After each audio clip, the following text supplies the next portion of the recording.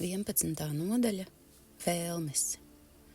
Vēlme bez zināšanām nav laba, un kas pārvietojas pārāk steidzīgi, tas zaudē ceļu. Salamana pamācības 19.2. Vēlme, svētība un lāsts. Ak, vēlme, kā prāts atdzīvojas dzirdot šo vārdu. Tieksme rosina iztēli un sagatavo ķermeni baudām. Tas rada tieksmi pēc darbības. Tā ir vēlme īstenot kaislīgu vēlmi, kas mudina cilvēkus ienirt dziļākajos ūdeņos, kāpt augstākajās virsotnēs un sapņot par tālām zvaigznēm. Vēlme ir lielisks motivētājs un daudzu negulētu nakšu cēlonis. Kaisles vadīti, mēs sākam karus, ārstējam slimības, veidojam sabiedrības un pētām cilvēka dvēseles dziļumus. Vēlme ir gan svētība, gan lāsts. Svētība, kad tā ir apmierināta, un lāsts, kad tā paliek nepiepildīta. Visu mūžu mēs šūpojamies kā svārsts, virzoties no sāpēm uz baudu. Šī aizraušanās iedvesmo mūs pārsniegt savus ierobežojumus un pilnībā realizēt savu potenciālu. Šī vārda sinonīmi ir aizraušanās, slāpes, pievilcība. Ļoti spēcīga aizraušanās ir iekāre. Iekāre ir izkropļota vēlme, ko var uzskatīt par neveselīgu. Vēlmju spektrs svārstās no vieglas kutināšanas kaut kur prāta aizmugurē līdz neatvairāmai apsēstībai ar postošām sekām. Pieņemsim, ka jūtaties izslāpis. Jūsu pirmais impulss ir padzerties ūdeni. Šo impulsu nepavada nekādas emocijas. Ja vairākas minūtes nedod ūdeni, tad turpini ķerties pie savām lietām, būdams pārliecināts, ka ar laiku tavas slāpes tiks apmierinātas. Par to joprojām nav emociju. Bet ja jums netiks dots ūdens vairākas dienas, jūs izmisīgi to vēlēsieties, lai izvairītos no nāves, no dehidratācijas. Tagad jūs jūtat alkas. Tas nozīmē, ka ir mainījies sākotnējais impulss, lai atrastu ūdeni. Un arī emocijas. Impulss kļūst dominējošs un tiešs, tāpat arī emocijas. Tā vietā, lai nesteidzīgi pastaigātos pa parku, slāpes liek jums ar galvu ienirt ezerā, lai tās remdētu.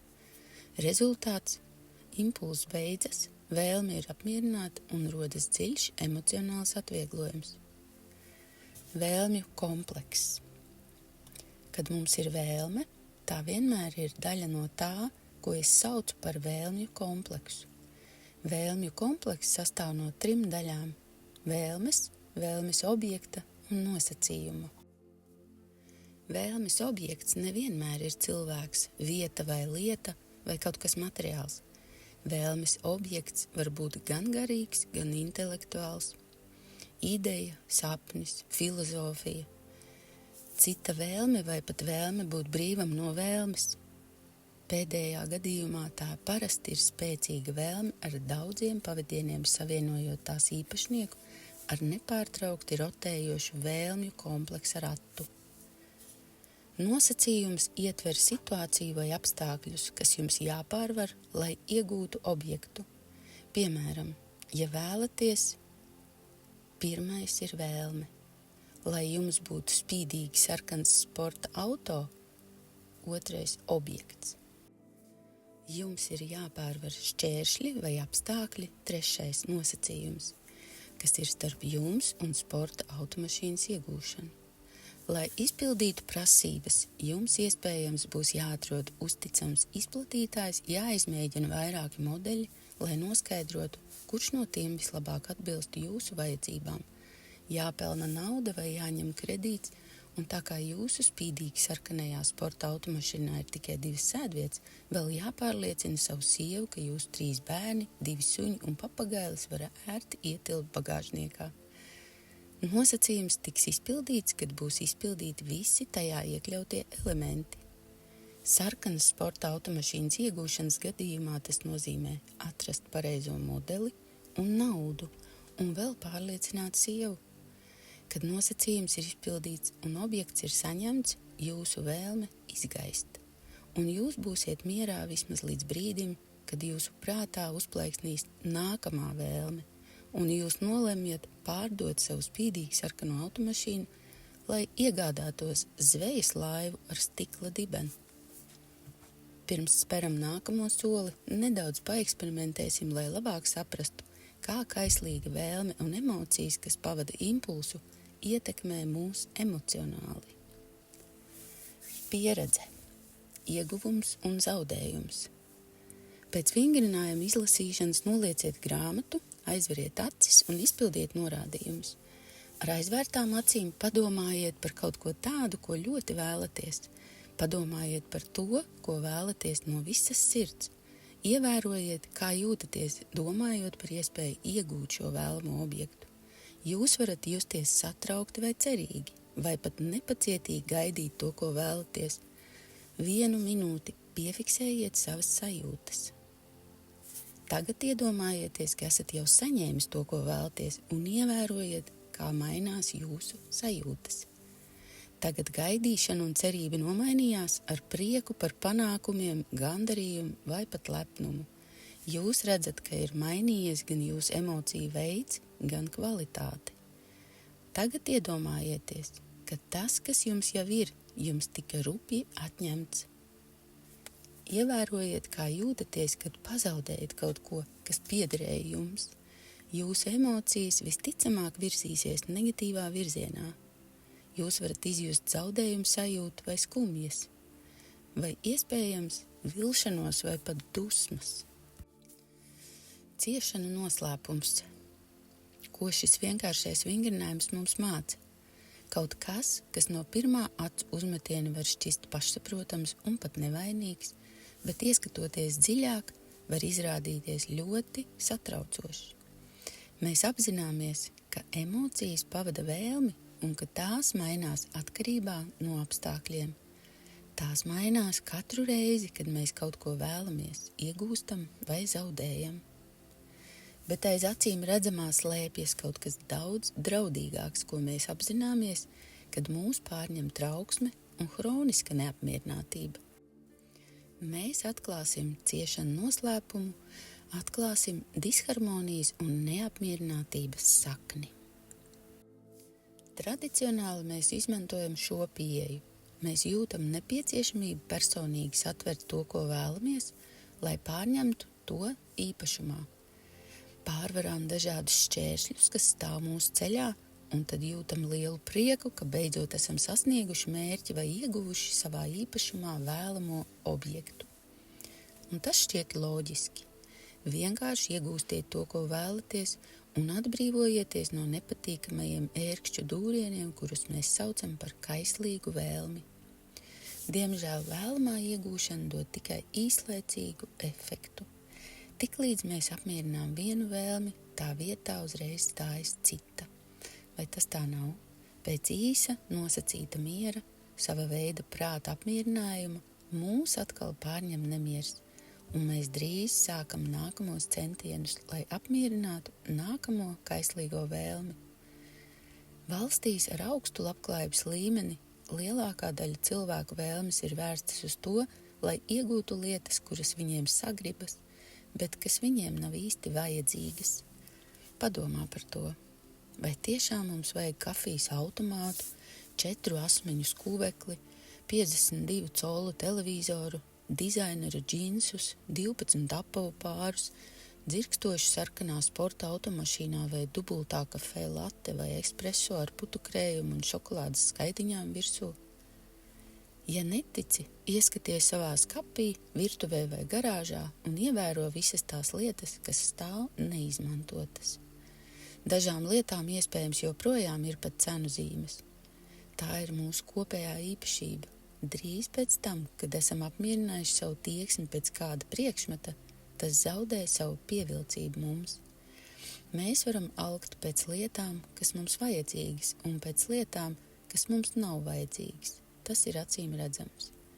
Dzīves svētības ir domātas, lai tās izbaudītu. Kuram gan nepatīk skatīties milzīgu televizoru, valkāt jaunas drēbes vai doties vakariņās ar draugiem? Bet mēs šeit neapsveram jautājumu par vēlmes liederību vai bezjēdzību.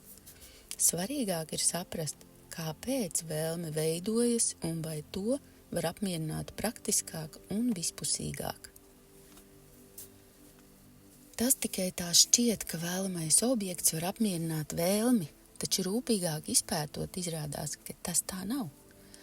Labi, piedod man, tā ir taisnība, bet tikai virspusējā nozīmē.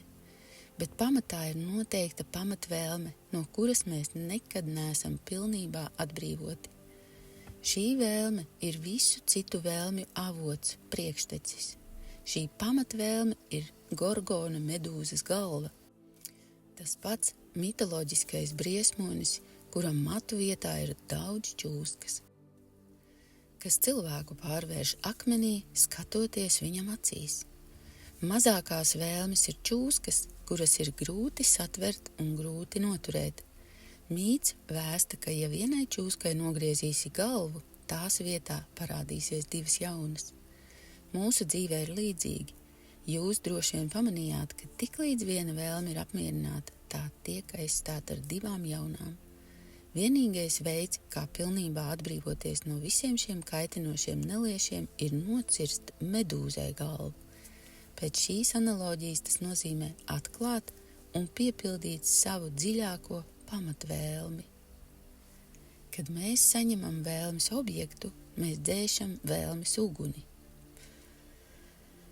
Kad mēs skatāmies uz objektu, tā it kā tam būtu spēks nodzēst šo uguni. Objekts kļūst par mūsu centienu centru, un ja neapzināti, tad neapzināti mūsu acīs tas iegūst augsto vēlmju slepkavas statusu, bet tā ir tikai ilūzija. Vai esat kādreiz ievērojuši, ka sasniedzot mērķi, iegūt paaugstinājumu, iegādāties māju, iegūt balvu vai pretējā dzimuma pārstāvju mīlestību, ar to saistītās labās sajūtas ātri pazūd? Kāpēc tas notiek? Kāpēc mēs nevaram ilgstoši saglabāt gandarījumu sajūtu? Objektiem, cilvēkiem, organizācijām, filozofiskām idejām un sapņiem ir relatīva pievilcība. Tās visas ir čūskas, kas vijas uz medūzas galvas, novēršot jūsu prātu no dzīves realitātes. Lielākā daļa cilvēku visu savu dzīvi pavada steidzoties no vienas lietas uz otru, meklējot absolūtu un galīgu laimi. Kad mūs vada vēlme, mēs nekad nepazīstam mieru, un tas turpinās līdz nāvei. Uz āru vērsti mērķi ved prom no iekšējā miera, tāpēc mēs nespējam rast ilgstošu gandarījumu relatīvās lietās. Mums ir lemts uzzināt visa galīgo būtību tādu, kāds tas ir zināt eifos sajūtu. Eifos sajūta ir galvenais mērķis, līdz ar to pazūd vēlmes kā motivējošs spēks. Eifos sajūta ir vēlmes nāve. Es nevaru pretoties turpināt analoģiju ar Gorgonu medūzu. Kā vēsta mīts, Persejs nogalināja medūzu. Viņš satvēra viņu aiz čūskas matiem un norāva viņai galvu. Dīvainā kārtā čūskas nenomira, bet zaudēja spēju dzelt. Kad mēs apzināmies eifos sajūtu, mums joprojām ir vēlmes, bet tām nevar būt vara pār mums. Tās nevar inficēt mūsu prātu ar kaitīgām emocijām. Galu galā mēs vēlamies būt mierā, brīvi peldēt universālās mīlestības okeānā, kur mūs nemitīgi nepārņem vēlmju viļņi. Mēs vēlamies būt brīvi no tieksmes pēc mīlestības.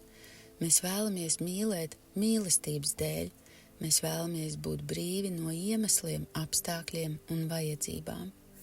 Kad jūs dzīvojat ar kvantu maiņas apziņu, vēlmes kļūst tikai par apburošu izklaidi, viļņiem plašajā laimes okeānā, ko mēs saucam par eifos sajūtu. Tad jūs varat mīlēt zaļu lapu, akmeni un cilvēku ar vienādu spēku. Ar kvantu maiņas apziņu mēs skatāmies tieši medūzas acīs un zinām, ka tur, kur kādreiz dzīvoja bailes, tagad dzīvo universālā mīlestība. Ciešana problēmas risināšana. Kad mēs apzināmies eifo sajūtu, vienas vēlmes piepildījums nenozīmē nākamās rašanos. Apzinoties eifo sajūtu, jums jau ir lielākais. Kvantu maiņas apzināšanās pārtrauc vēlmes darbības, vēlmes loku, jo kvantu maiņa apmierina pamata vēlmi sajust savu pilnību un būt drošībā.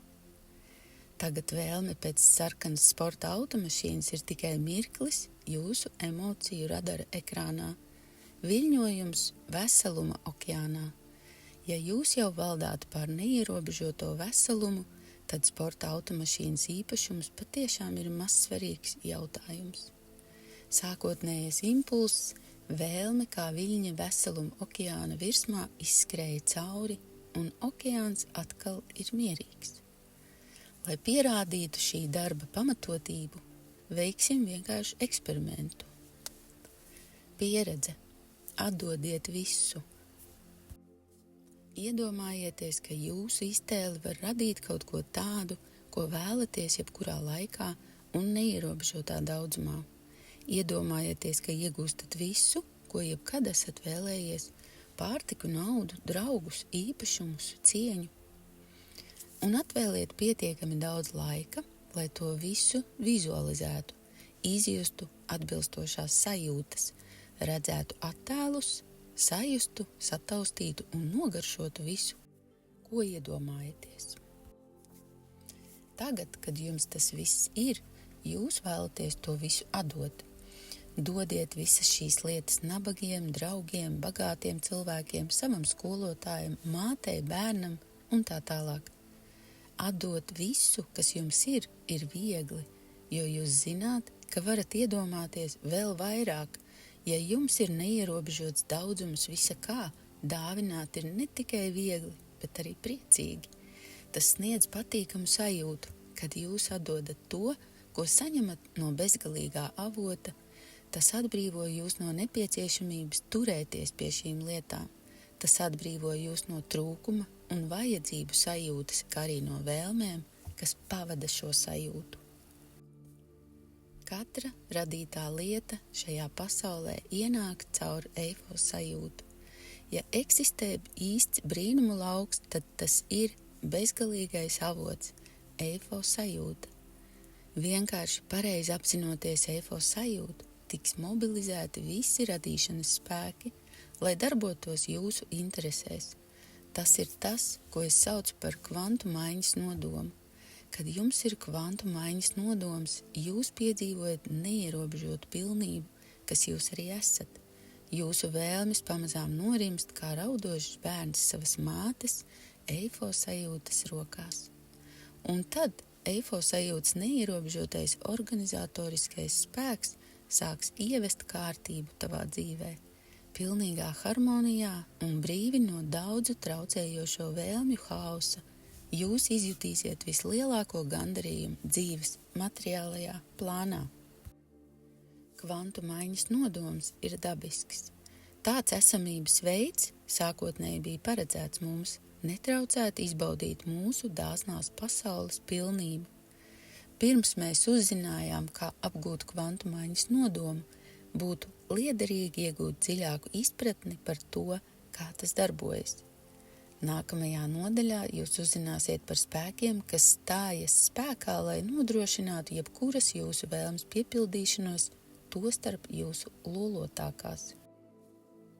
Tikmēr turpiniet regulāri veikt kvantu maiņu un ieejiet kvantu maiņas apziņas stāvoklī, pēc iespējas biežāk visas dienas garumā. Apvienojot savu pieredzi un izpratni par eifo sajūtas būtību, jūs sagatavojat savu prātu, lai izbaudītu kvantu maiņas nodoma smalkos, garšīgos priekus. 11. nodaļas galvenie punkti. Kaislīga vēlme iedvesmo mūs pārsniegt savus ierobežojumus un pilnībā realizēt savu potenciālu. Tiklīdz mēs apmierinām vienu vēlmi, tās vietā nekavējoties stājas cita. Lielākā daļa cilvēku, meklējot absolūtu un galīgu laimi, visu savu dzīvi pavada steidzoties no vienas lietas pie citas. uz āru vērsti mērķi ved prom no iekšēja miera. Eifo sajūta ir vēlmes nāve. Kad mēs apzināmies eifo sajūtu, vienas vēlmes piepildījums nenozīmē nākamās rašanos. Eifo sajūta ir katras vēlmes galvenais mērķis. Pietiek tikai pareizi apzināties eifo sajūtu, un visi radīšanas spēki tiks mobilizēti, lai darbotos jūsu interesēs.